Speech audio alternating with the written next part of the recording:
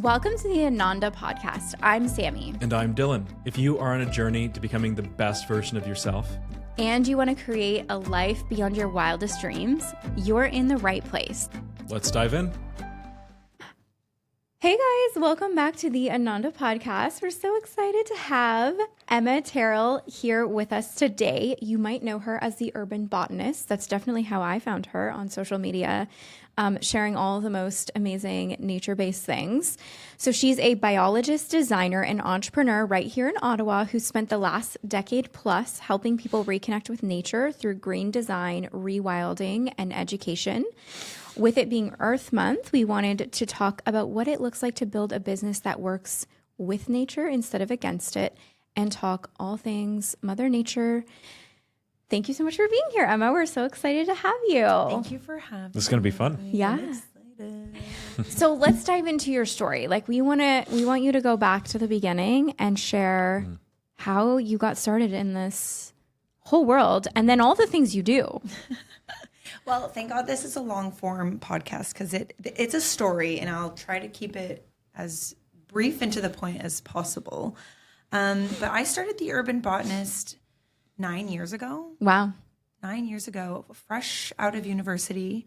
And actually, I didn't start my university career in biology. It was like a really up and down, back and forth, in and out experience of not feeling really worthy of studying science or smart enough to study science. I didn't study any sciences in high school. When you're in high school and you got to take all the things, you got to take your biology and take your physics and I was really not like a or even a B student. So I didn't study any of those. I actually studied political science. Oh yeah. Don't even ask. Fun. Yeah. Poli-sci and human rights was actually what I went into university for and did 3 years of that. Wow.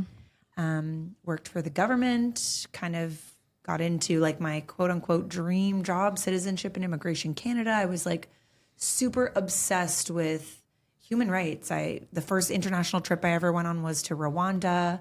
I really wanted to help people in a way that I wasn't entirely sure about. Mm-hmm. But I was feeling, just a disconnect. Something didn't feel fully right. And so I took a year off. I went and I traveled. I backpacked through Southeast Asia. Nice. I moved to Sweden. I got deported from Sweden. That's another story for another day. Came back home and was like, okay, we're back. Let's get right back into it. So I kind of went back to university, got a job as a flight attendant. This is all very long story cut short. But, and while I was sort of going through that process, I was genuinely feeling so disconnected from nature, from self. And as a kid, I grew up outdoors, turning over rocks, looking for bugs, frogs, snakes, nests to bring home, turtles to bring home. My bedroom as a child was like a pet store.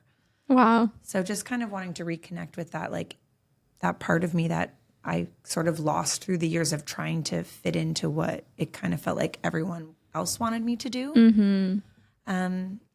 And so, at 24, 25 years old, I went back to adult high school, took my university level credits for chemistry and biology and all the things. And I changed from my poli-sci degree into biology and finally finished it. Yeah. All while being a flight attendant full time and working a bartending job on the Oh side. my gosh. How cool is that, eh? All the things. Yeah, it was a grind, but I'm so glad that I followed that intuitive nudge to go back to my roots of what makes me feel the most connected to self, and that is just nature. Mm-hmm. And that's kind of how the Urban Botanist was born. It was born out of a place of wanting to reconnect people with nature who might be feeling lost in the same way that I was at that one point in my life. And that was, how I got into it, in short. But I studied biology. Specifically, I studied entomology. Do you guys know? I don't know what that means. No. Do you? I know the term, but I can't remember the entomology. Is it the science of living systems and how they interact with each other? No, but good guess. That's probably ecology, if I had to say. Yeah. Certainly studied ecology, but entomology is, the study of insects. Okay. Wow, Sasha. Whoa. Cheers, girl. Shout out. I got a bug girly in the room. Oh, man. I know. No. So random. My parents are like, sweetie, what are you going to do with a bug degree? What is going to happen with a bug degree? And I said, I don't know, but I love it. I love studying the relationship between insects and plants and how, this tiny, tiny organism can have such a huge impact on the planet. I overnight became like just obsessed with bugs. Yeah. Nice. I mean, I was as a kid.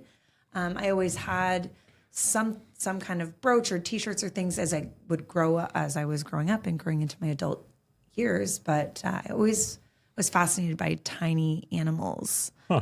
And so I studied entomology and graduated and was like, okay, what now? Yeah. And the same month, ironically, that I graduated from Carleton University here in Ottawa, I launched the Urban Botanist, which was really more about plants and succulents. And I was making terrariums, like just for fun. Yeah. Because I just thought, oh, what a cool way to garden under glass, help me get through my exams in this like really heavy part of my life.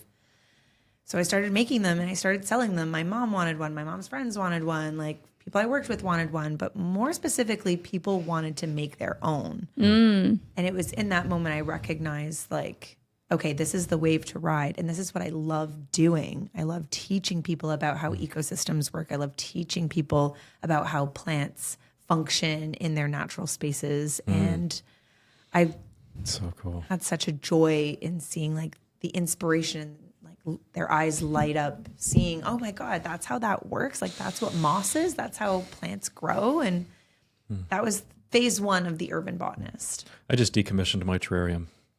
You decommissioned your terrarium? Yeah, well, I had salamanders, so I've. You had salamanders? Oh yeah, He's kind of like you. He's collecting animals. I grew up. From his I was childhood. only allowed to watch Animal Planet or National Geographic.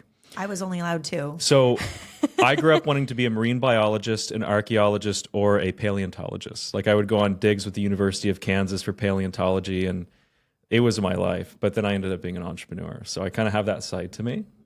So I can relate for sure. Yeah, he always like. Even though I don't know what entomology is. So. He always wants to collect salamanders and. Yeah, so when I was like 13, I had a salamander breeding business. I loved fire salamanders, so I was actually pretty much the only person in Canada who had a specific species of fire salamander from Germany. Which he just sold. I just sold to someone who was going to breed them because I don't have time.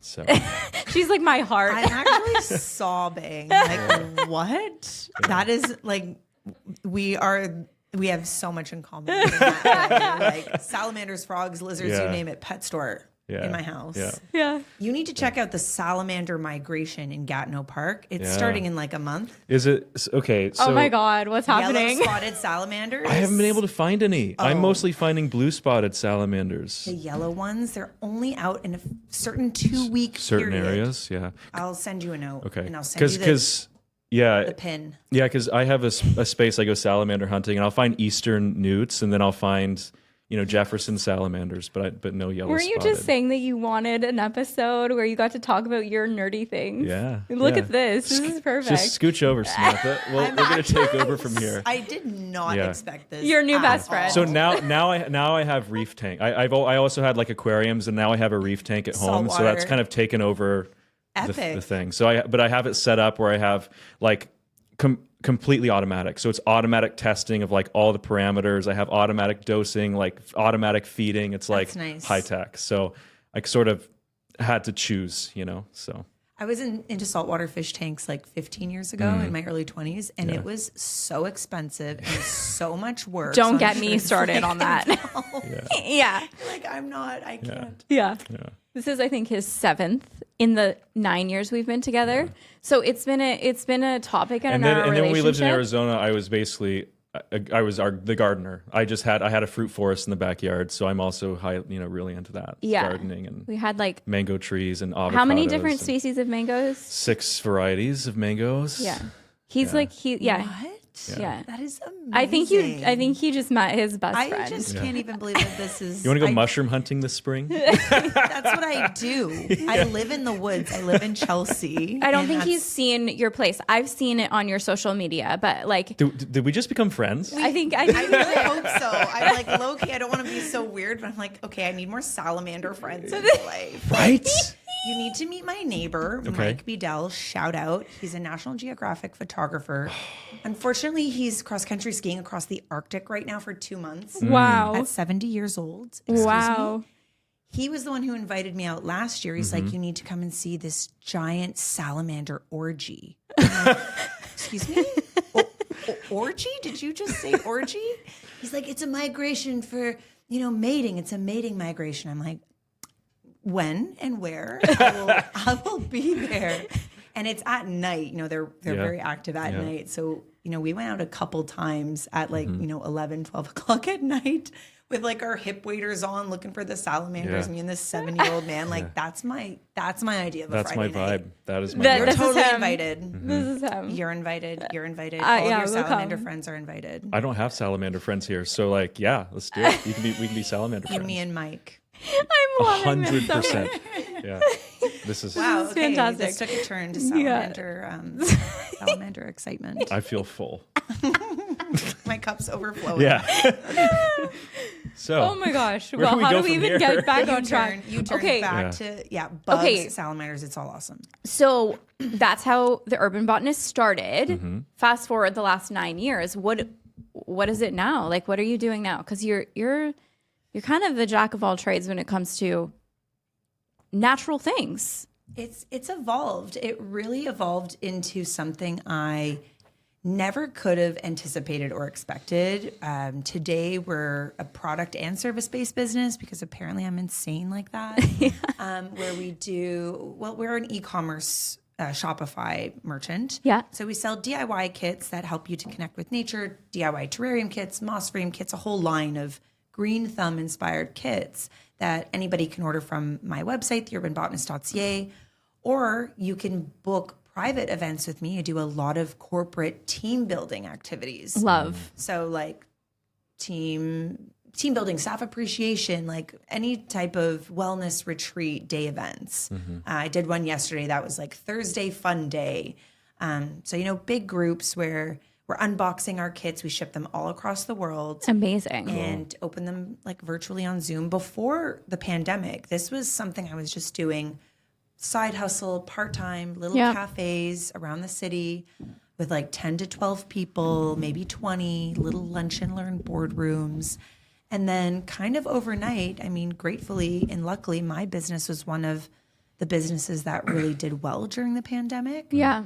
Because I was in this unique position where companies were now looking for ways to engage with their staff, engage with their clients virtually. And I had just finished developing like a boxed version of my in-person experiences.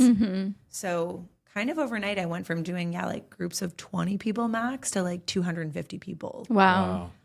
So I couldn't run that out of my spare bedroom anymore. So got a warehouse, had to like hire staff. And at that time, I was working for an airline. I was a flight attendant. We all got laid off. We all lost our jobs. And I was like, great. I know a bunch of people that I trust and really like. So at one point, like the early days of the Urban Botanist, I had a pilot working for me. I had a ramp crew working for me. I had flight attendants working for me. Wow, I love that. Because they were all like without a job and I needed help. So it worked out. Wow. And beyond, DIY kits, we do interior biophilic design, what's called biophilic design. So it's the concept of marrying the love for nature and organic components into interior design. So for us, that looks like vertical green moss walls that are so totally Who doesn't epic. like moss walls? Who doesn't like moss? Yeah, it's so beautiful. Like I'll go into the forest and just like stare at it because it's this little world, right? Biophilia. Yeah. It's the love for nature. I'll be like, Sam, look at this moss. She's like, cool. Yeah. I'm like, no. It's a salamander thing. I get it. I mean, listen, I was the same as a kid. We had at my cottage, me and my cousins, we created this town in nature called Monkey Town. And we built these stores out of these giant trees. We'd make shelves, and then we'd collect moss and like shells and like rocks, and we would sell them at the store. And then our money was the little pop can tops. We would take those off and collect them, and we would like, and then we had this, I found this bedroom in nature where it was like these very green trees in this area that was like a lot of pine and that kind of thing. And then it was just this little green area that was just a bed of moss. And it was like, this is our bedroom. And so we had all these little, you know, and I would just lay on the moss, and it was so soft and comfortable. And yeah, so like I was a nature gal. I also looked for salamanders as a kid. I was kind of obsessed with salamanders too. Not be. But not to the level that he is still, which is fine. I love that about him. He gets our kids involved. You know, they love we go into the forest, and he's always looking for turning up every rock and rotting wood and finding salamanders and mushrooms. And yeah. I think that's so important because there's something about losing touch with your inner child. And like you said, when you were a kid, you loved doing it. And same, I was that freak out, like waist deep in the pond, like looking for everything and anything, coming out with leeches all attached to me. Oh my gosh. There comes a point where you get older and you stop caring about those things. And so meeting other adults who are still really into it, I mean, that's a huge part of why I feel called to do the Urban Botanist and, you know, evolve other parts of the business, which just as of recently is the Urban Botanist Expeditions, which are citizen scientist adventures around the world. The first one was in Costa Rica last week. Amazing. With other people who are like, I have no one to go do this stuff with, where, you know, we're out in the jungle picking up those rocks, lifting up the dead logs and looking for cool bugs, snakes, frogs, with a group of scientists, myself, other botanists, entomologists, herpetologists, people who actually know what this stuff is. And gosh, it's so incredible being surrounded by other people who really love this same stuff too, and just watching that inner child come out and be at play. Yeah. Like, I think that is so much of what the world needs right now, is that connection with what used to light you up as a younger, as your younger self. Like, what did play look like for you? Yeah. How can you bring that into your everyday adult life? Can you do this stuff at Parliament? Like, some of these politicians outside touching grass. You need to do more than touch grass. Bring your poli-sci and your My biology stuff together. Yeah. I don't know where that was going, but not only that, like also giving that to the children of today, because they aren't outside as much as we were. They're on a screen. There's, you know, technology has kind of really taken over. Like, kids don't know how to be outside. My parents owned 140 acres of forest when I was a kid. So like, I was out there barefoot, like half naked every day. And like, that's probably why I am the way I am. But kids, like, absolutely, some kids they never step foot in a forest. No. And it's so bizarre to me. It's really sad. And but I think that that's changing. Yeah. I think that consumers are recognizing it in brands that are, you know, greenwashing and running these like campaigns that have no actual impact. I think especially during the pandemic, like my business took off for more than one reason. One reason huge was that people were needing to connect with nature. Like the houseplant fad really took off during the pandemic. Like people replaced their pets with plants, like, and their kids with pets, like it kind of is a new trend, I guess you could say now. But we need nature and are part of nature, and this world that continues to evolve, AI, technology, it's really designed to separate us from our divine, which is our whole purpose of being here on earth is to be connected. People don't know how to be present. You know, there's something special about going out into the forest and laying in the sunlight in the moss and feeling like the breath of the earth, you know, and it connects you with something primal and it grounds you. And people do not have that. And so they're constantly caught up in the tumultuous sea of whatever the collective is doing. And so they feel like, the world's so bad, it's so horrible, or they're so caught up in their stress or their little concerns about life.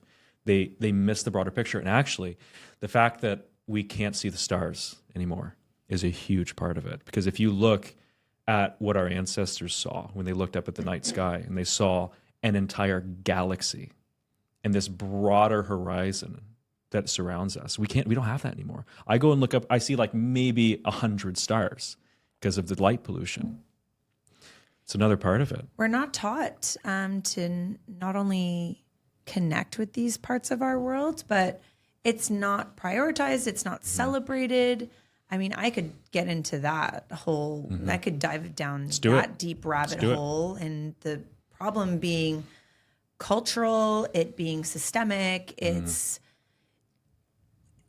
they don't know, the bigger systems don't benefit from us being connected to self, and they don't benefit from us being healthy. They don't benefit from us creating community and being able to grow our own food. Like, we've just even become so disconnected from food. Like, food comes from a store, not from soil, you know? Right. And I think that's a huge issue and something that should be spoken about during Earth Month. And, you know, when you look at companies and how they're, you know, jumping on the trend of Earth Month and talking about things that really matter for the month of April, and then July, nothing, January, nothing, December, nothing. So I think that it's important for these type of conversations to take place, and for brands like mine, like yours, to tell these stories and to integrate it as part of our branding and as part of our conversations. And I feel like it's such a difficult place to grow in because it's not really rewarded in a way that, you know, businesses sometimes need to be rewarded. Yeah. To keep going. Like sustainability in business, it's typically not very aesthetic. It's not very profitable, and it's not easy. Like when we're talking about scaling, and most businesses can't sit with that tension and that difficulty in the short term.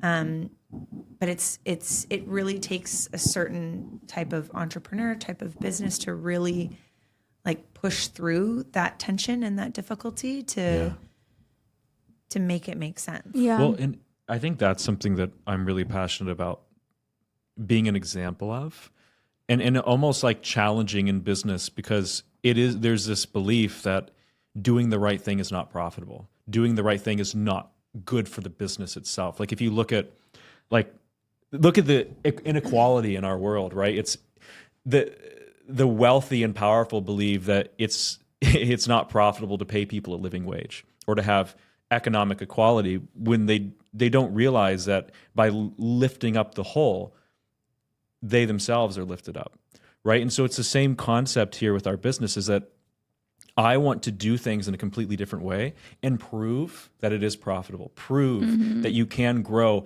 just as big of a business, but in a way that empowers people, planet, and profit, rather than using people and planet at the expense to create profit, right? And so it's like just creating a holistic environment around that. Like even we were briefly talking about the headquarters we want to build.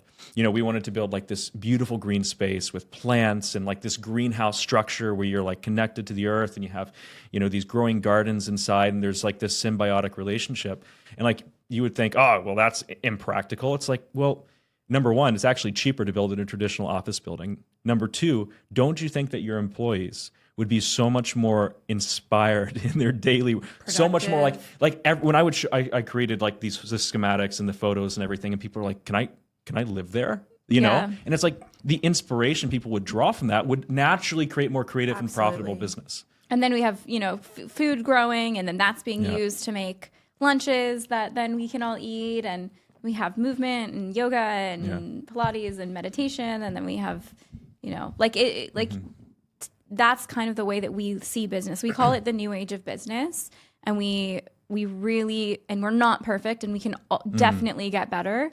But you know, we really want to do everything so differently, and not just and like really question everything around business. Like, oh, this is how you do it. This is what all your competitors are doing. No, we need to question that. Does that align with our values? Does that add, like, okay, for example, creating a win-win-win, people, planet, profit. Soda, is it a win? Is regular soda a win for people? Is it adding to their health? No, it's damaging. So it's not a win. Is it a win for planet? No. How many plastic bottles end up in landfills? Like think about the amount of soda people consume, and it's either in cans, which okay, that's recyclable at least, or plastic bottles. Is it a win for planet? No. And then also it's like a lot of it is using chemical ingredients as well, right? Like artificial flavors and things. So that's also not a win for people or planet. Profit. Well, some of the biggest companies in the world are Coke and Pepsi, right? So yeah, it's massively profitable, but you're doing that at the expense of these two things.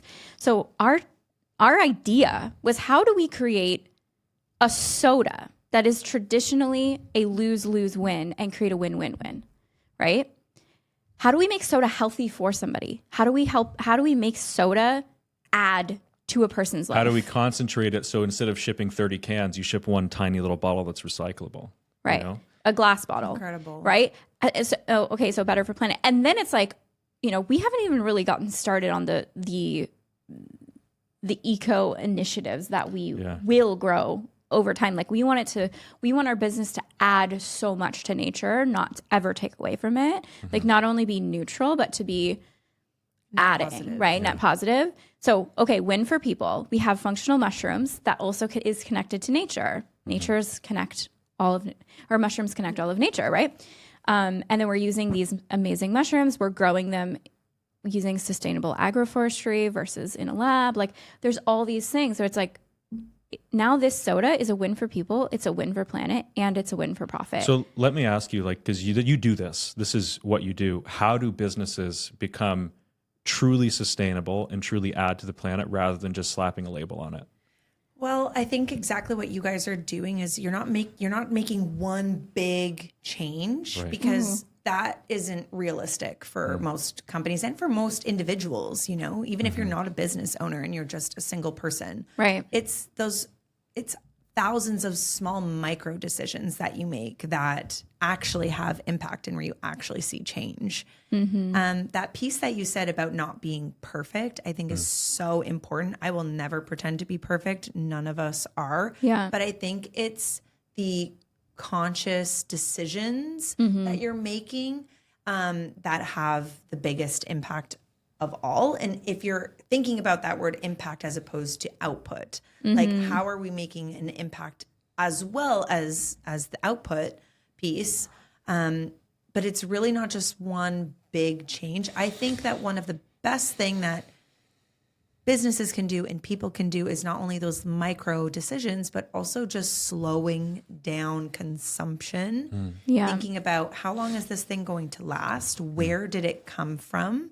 And how is it going to impact my life and the life around me after I'm no longer using it? Right. Like just slowing down, especially in this fast-paced world where we like need this instant gratification. It's like, how can we push against that and sort of do the opposite? It's slowing down. We really need to slow down in so many ways. Yeah. And I think big businesses can really lean into sustainability that way, and so can individuals. Yeah. Doesn't have to be one big grand gesture, but just small decisions that bring you closer to kind of meeting that sustainable check mark that we're all kind of trying to work towards. Yeah. Do you think that part of why the economy and the world and business is so imbalanced is because we are so disconnected from nature? Because I find that when you're in nature, you realize the interconnectedness of all things. But when we're disconnected, we kind of think in terms of separate independent systems, which is an illusion. That's all by design as well. Like when you lose proximity to what sustains you, you lose understanding and respect. And that's a huge part of why I started doing workshops, why I sell products that intentionally are educational, entertaining, and inspiring, so that people actually leave feeling more connected to that one single plant or to that one ecosystem in Costa Rica, because you respect what you understand. And there's a huge disconnect in that space today. I mean, our world is designed with screens. Like, our brains are not wired to function in the way that we're currently being pressured to function. It does not make sense. Yeah. It doesn't. And that's why, you know, depression is at an all-time high.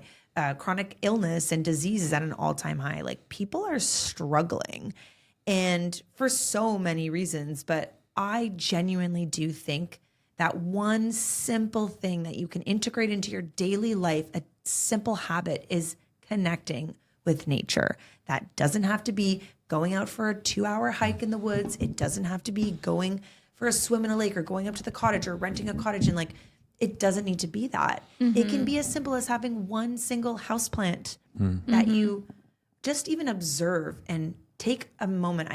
I call it pausing with your plants. Pause with your plants, engage with the power of your plants, check in with them, check in with yourself. Is the soil wet? Oh, it actually is wet. Okay, I don't need to water it. You know, oh, it's dry. I do need to water it. Oh, it's spring this time of year.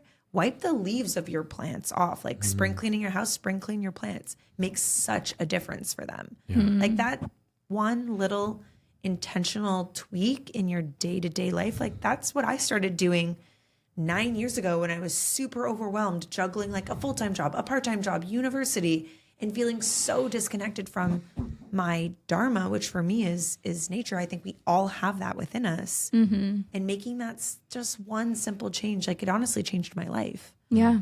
I think it can for others too. You know, we spoke before we started filming about how we, or maybe that was early in the podcast, I can't remember, but we were talking about how growing up we were only allowed to watch National Geographic or Animal Planet. There was a point, I don't remember where it was, I was a teenager, where all of the normal educational programming they had switched, and it became like reality TV shows on those channels. And like now, if you, Animal Planet probably, I don't even think it exists anymore, but like It's harder to find. History Channel, like it's all reality TV. And it's like, there's none of this anymore. It's crazy. It's like this, it's almost like this organized attempt to disconnect people from nature. Well, even look at the programs for kids. Like, I grew up watching Magic School Bus. Like, Miss Frizzle, Let's Go. Miss Science. Frizzle. It's That's all her about nickname when she science. does her hair. Like, she cranks it. I'm like, yo, what's up, Miss Frizz? Yeah, he does. She's an icon. I really like She is an icon. I love Miss Frizzle. She's not a real person. but she's she my made icon. science cool with that Yeah. show, Totally. right? Yeah. And now you look at things like, I don't want to trigger you guys because you're parents, but like Paw Patrol. Yeah, where we don't there's watch that. always a crisis. There's always like so many things. Oh, we got to save this, and then we got to go there. Like, Yeah. children's minds are from so young already being overstimulated, already having this stress, this anxiety. Yeah. What happened to those shows? And I'm not saying they don't exist. I don't have kids, so I don't actually know. Bluey's a good one. Bluey's a good one. Okay, we Yeah. love Bluey. And it's more like, it's not as fast paced, you know, cutting, big bright colors. Like, there's a lot of studies about that now, where it's like a certain color scheme. We're still not that you good use in though. kids. I get on my high horse and say, when I was a kid, I could only watch this, and the kids were like, okay. Yeah, like like it's not that they don't watch anything else, but like a lot of times what they want to watch is like YouTube and these fast Minecraft and or we're some like, no, you cannot watch that. You're not allowed. You can watch Bluey. You can watch, sometimes now there's a couple people on YouTube that we do let them watch, where they're like, it's like a guy in arts and Canada crafts who and, he's literally in nature creating things. I will say though, Okay, you can watch that. But all these fast paced, that like even the voices are so, it's like, your nervous system, just us listening in the background is like, no. And then you hear what they're saying and you're like, this should not be in your brain yet. Like you don't need to have this energy. Can I ask you a question? Because you're a scientist, and I want to know. My entire life, I've had an issue with how nature documentaries are presented. I know we're going off track here, but I'm leaning in. They are always presenting nature as a battle. They're always superimposing human struggle upon natural systems, and it drives me up a goddamn wall. Like, why are we looking at? It's just it pisses me off. And like, even if you watch sells, I know, but like you go to Netflix and you watch, even I love David Attenborough, right? But it's like the entire narrative is like survival of the fittest, this murdering that, this battle. And I'm like, this is not how I experience nature. And I feel like it's grossly misrepresented. Well, that's just like Hollywood, you know? It's like, how do we package and sell this product? Right. And while I do like appreciate and can celebrate and recognize the fact that it is at least educational and it's better than a lot of other trash TV, but it's just that it's like our human brains need to like latch on to some sort of like curiosity gap or some hook or some like trauma, something that's happening where you're right. Like you said, that's not the nature, that's not the nature that's in my backyard. But in a lot of ways it also is like there are symbiotic relationships, there are parasitic relationships, and they're all fascinating to learn about. But there's a balance, you know. You can watch those shows and take them for what they are. But then also in the same breath, go out into experience nature through your lens and through your eyes, because watching it through a screen it's not the same at all.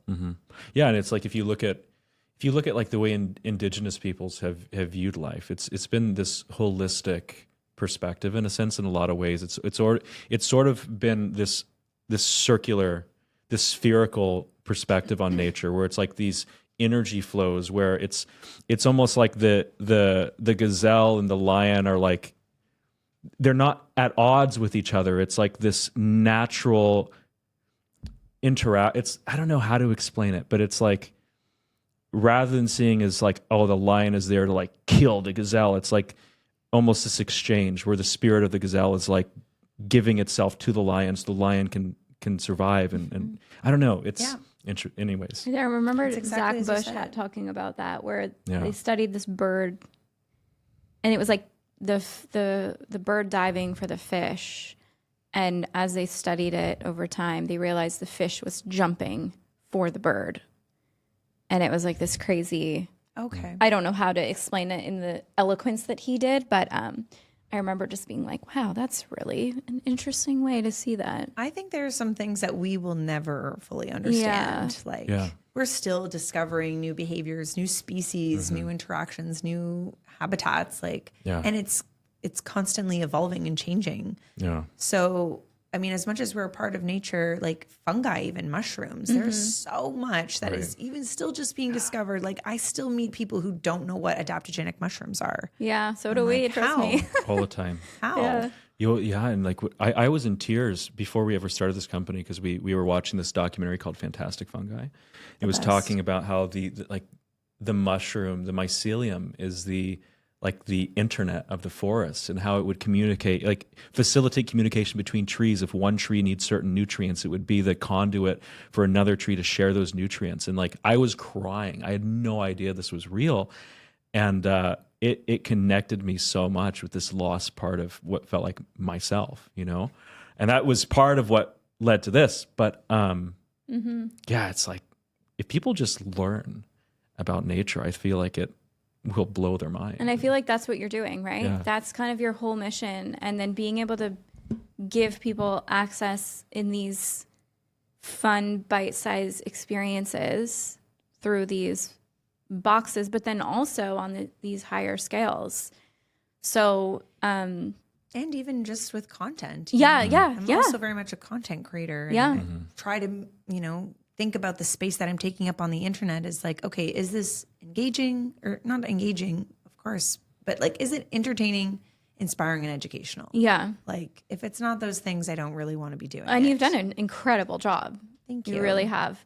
What would be some things that you would give as maybe people who don't follow you yet, tips for people that are living urban, right, in the city or whatever, that they can add more of these things to their life in an easy way to reconnect with nature?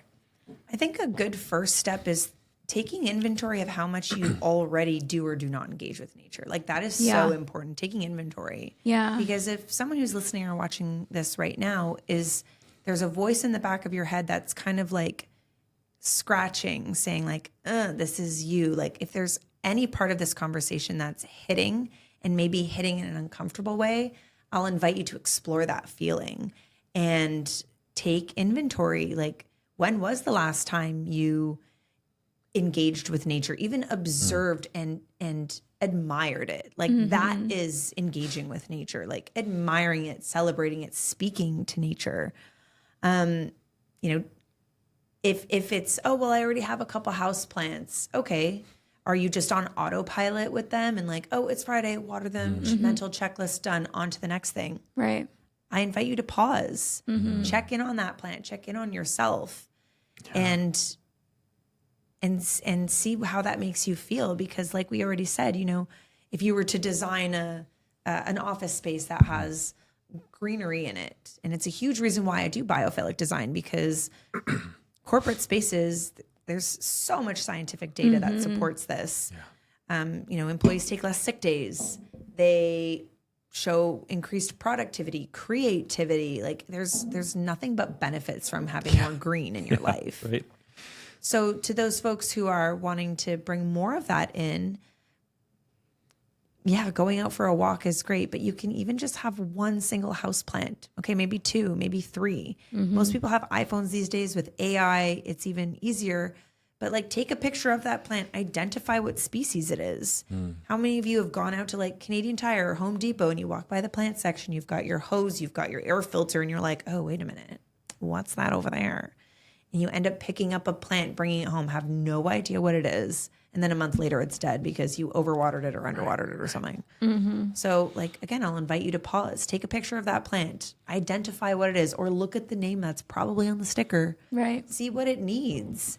There's something so intrinsic that comes from taking care of something else, especially a plant, you know? Yeah. And you feel so rewarded. And it is so rewarding watching a new leaf unfurl or a new flower bloom, or just really recognizing that that plant looks super green and happy and healthy in your space. Like that's the work. That's what I'm talking about. That shit feels good. Yeah. It does feel good. So go out and get yourself a houseplant. You don't need 100 houseplants like I have. You don't need to live in the forest like I do. You can have a condo in the city and have even one plant that you connect with on a regular basis. Know what it's called, know where it came from, know what it likes, what it doesn't like. That is connection to nature in the simplest way. I love that. What do you think about our responsibility, if we can, to grow our own food? Because when we were in Europe, I grew up in Kansas, farming community. We had lots of acreage, always had a garden. All my grandparents always had a garden. It was mandatory. And we went to Europe. And in these old villages, everybody has fruit trees. Everybody has gardens. Here in North America, we're so lost. I'm like... Yeah, we did do that when we lived in Arizona. We had amazing gardens. People looked at me like I had three heads when I'd show up with a basket of Brandywine tomatoes, and they're like, where'd you get these? I'm like, I grew them. They're like, what? Yeah, it was the best. It was the best. Like, that's the one thing I miss for sure. But it's like... But like, we're going to do that here too, but it's obviously a little bit harder. Growing all year round there pretty much. Yeah. It's different. It's different, but yeah. Like, what do you recommend to people in our modern era?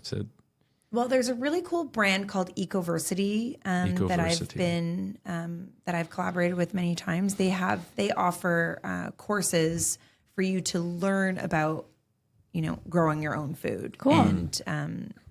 And beyond. So I would recommend checking them out because it's a great place to start if you're really wanting to get into it. But you can even start with something small like a Vegapod, another product brand that I really like. They're, tiny gardens that are covered. Indoor. You can have them outdoor. It depends on the scale and budget and how much space you have. But the importance of growing your own food, even if it's growing your own herbs, I think it's really, again, like understanding where that food comes from. And having control over how it's grown, how it's processed. So much of the food that we buy in grocery stores has traveled a really long way, is covered in some sort of preservative, petroleum, and it's super unnatural to be eating strawberries in the dead of winter, for example.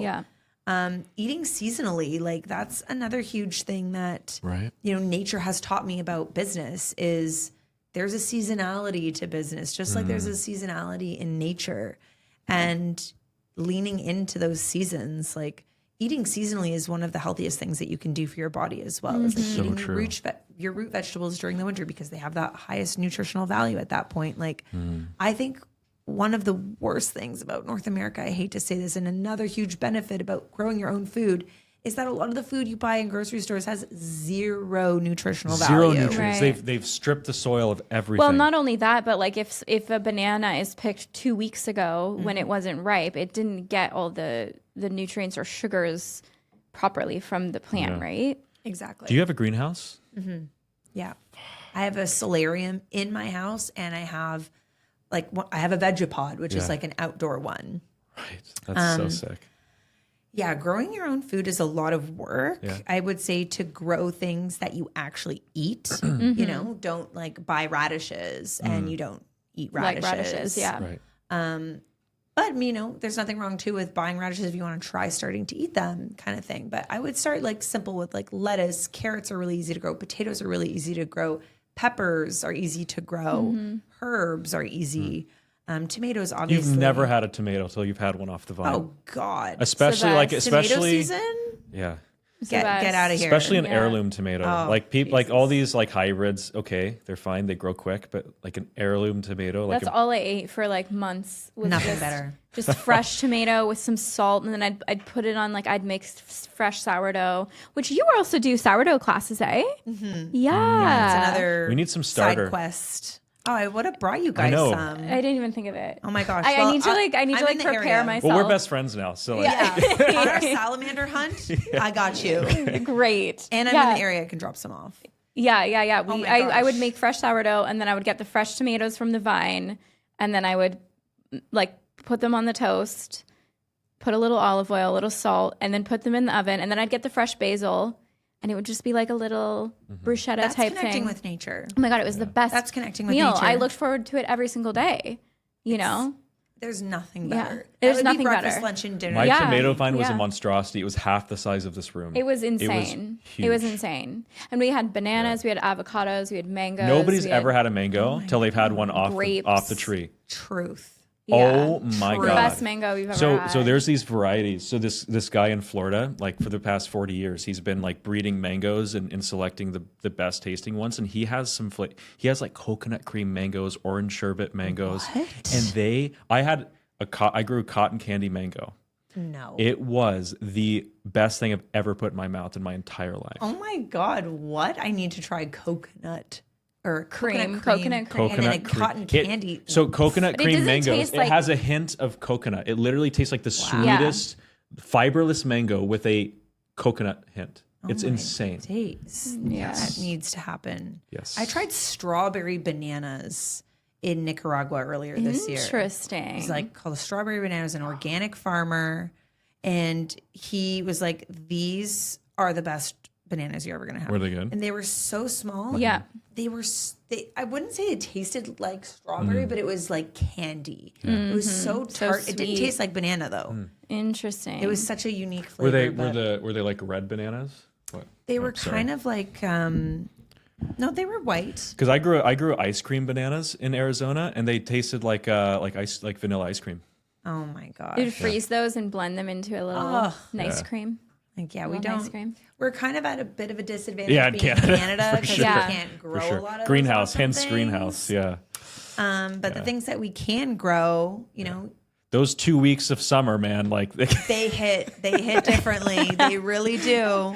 Yeah. But I mean, leaning into the produce that is like bioregionally available is important no matter where you live, because not only are you supporting your local economy by supporting local farmers, it's has way more nutritional value. The food. So it's just another reason to consider growing your own food. Of course, it's a lot of work, but it makes a big difference for sure. I guess that's another eco-friendly topic, because if something's getting shipped halfway around the world to get to you, totally. Why wouldn't we have a greenhouse grown strawberry or whatever it may be. Canada grows a lot of things via greenhouse. Yeah, industrially. And it is getting better, I would say. There's even some good local businesses starting I would be like, I think it'd be awesome to like have more greenhouse growing because like, you know, people are still going to want their strawberries in the winter, but if we create sustainable agriculture here in Canada and grow, you know, strawberries here rather than Mexico where they have to be shipped, you know, it's like that is a more sustainable path forward, right? That's a really good point. I mean, I'm not telling people to not eat avocados. Yeah. Right. You know, like we're all human. We all can have our little things, but it's pairing those decisions with supporting local farmers as well. Like I'm not going to be on my high horse telling people to stop eating these things and not buy strawberries from Mexico, because we as consumers have a really hard time. In the same breath, though, I will say there's power in voting with your dollar, Right. and there's power in seeking out those small local farmers that are producing, you know, hormone-free, antibiotic-free meats and eggs and things like this, which I will always do for multiple reasons. The product is way better tasting. You feel better after eating it. And I know that money is going directly back into our local economy. So I think, you know, you can support these small farms and like get your odd avocado, you know, but it's a balance. Like, we can't all be perfect. But I think the first step is understanding that, because so many people are just completely asleep. They're just on autopilot. They have no idea where all of the products are. Like, I invite you, look at your products when you go out grocery shopping. Where is it coming from? What are the ingredients? Look at that ingredients list. Like, that's a whole other tangent that I could go on that I've deep dived in over the last several years. And it's like, it's disturbing. So by growing your own food and making your own pesto, for example, at home. The best. Amazing. It's got 3 ingredients the way it should be. Making your own bread at home. Amazing. 3 ingredients the way it should be. Go and buy either one of those 2 products at the grocery store. You'll be disturbed at what's in it. Yeah. Like, this world is really not, unfortunately, designed to keep us healthy and to keep us happy and to keep us sovereign.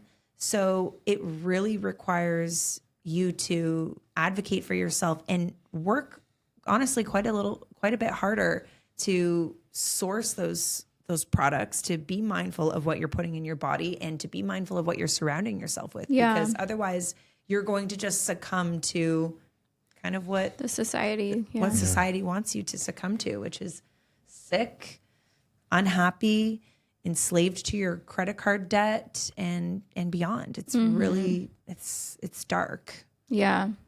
Wow. Well, I think that everything you're doing is absolutely incredible. I'm so glad you're a local business and content creator and everything that you're doing to spread this awareness, because truly it all starts with somebody learning. Just this conversation could tweak one little thing that a bunch of people are doing just because your passion has a voice and you're using it to spread that. And I think that that's where the power lies, because most of us either don't feel like we have the time to learn about this, or, you know, we're just, like you said, on autopilot with the way society is and not having any awareness around it. So that's really exciting.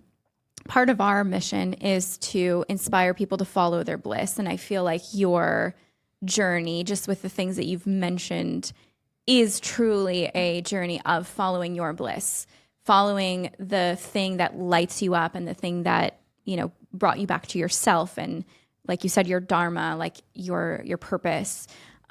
So we always close the conversation with a few questions, and it's, in the past, is there a moment you can think of that you wish you had followed your bliss more? I wish that when I was, you know, younger, trying to decide what my quote unquote career should be, that in that moment I had a bit more courage to choose science and to choose the path of natural sciences, because in that phase of my life, I felt that I had to do what everyone else wanted me to do. Yeah.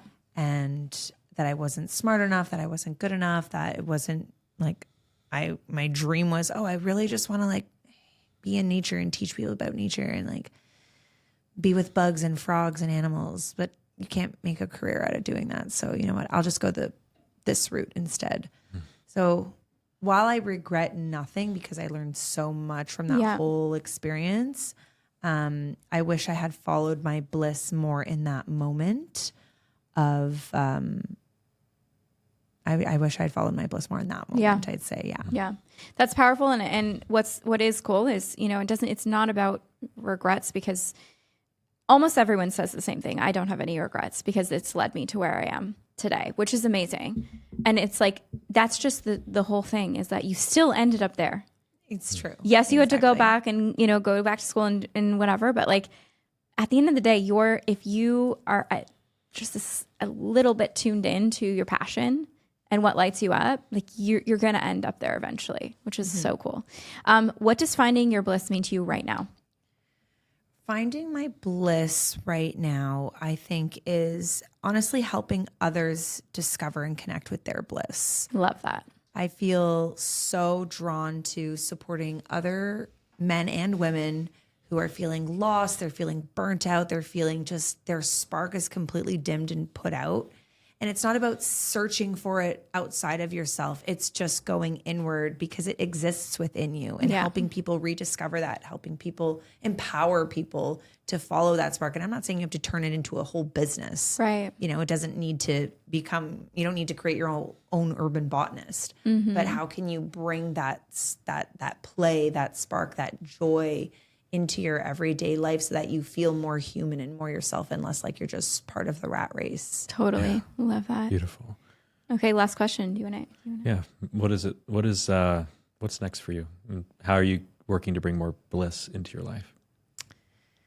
Next for me is definitely building out these really once in a lifetime experiences through the Urban Botanist. Like I just hard launched it thinking, oh God, I hope someone signs up. And we ended up being 8 people, and witnessing not only my dream having come true during that week, but honestly seeing other people's dreams coming true. Yeah.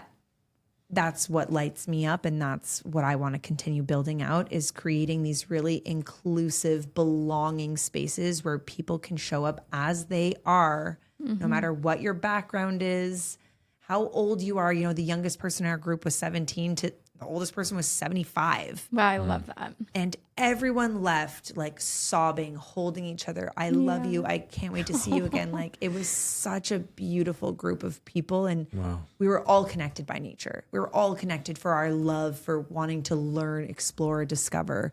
And that was pure bliss for me. Love that. Beautiful. So I hope to do more of those. Where would be the next trip? Just if you have an idea or a dream next location. My dream next location is the Amazon. Nice. For obvious reasons. I feel like Dylan might be there. Like, let's go. Costa Rica is amazing. It's so biodiverse, but like the Amazon, that's going to be next, maybe November. Wow. So I'm gonna probably hard launch that too. But I think I'll be doing them every year to at least Costa Rica, Amazon, perhaps somewhere in Asia, like Borneo. So we'll see. We'll see where that goes. So exciting. Wow. Cool. Well, I would keep talking, but I'm going to refrain. We'll have to have you back on another episode, because I feel like we could talk about so much more. We're going to call it the nerd episode. Just like maybe I'm going to start a podcast and have you come in on the nerd let's do podcast. Let's do it. Because you just said the Amazon. I'm like, don't start. He'll Don't get started on Don't say it. Yeah. Oh my God. Well, thank you so much, Emma. This was an incredible conversation, and I'm so excited to keep watching you grow and yeah, I think we definitely have some collaborations in the future. We need to have you come in and do a team activity for sure. We need to do some sourdough making. Yes. And moss balls are great for acoustic functions. They're great guys. I need a moss ball. Do you make moss balls? Yeah, that's I need one for my office. So I was going to do a painting behind me, but a moss wall would be 100 times better. 1,000 times better. Yeah. And yeah, it helps with dampening the sound.